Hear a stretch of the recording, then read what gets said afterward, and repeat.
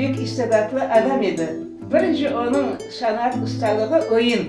Oyunlu ustası, oyunlu hocası. Ondan da başka, o pek yaxşı dram artistiydi. Çok yaxşı roller oynadı. Çok yaxşı spektakllerde balaban obrazlarını yaşadı.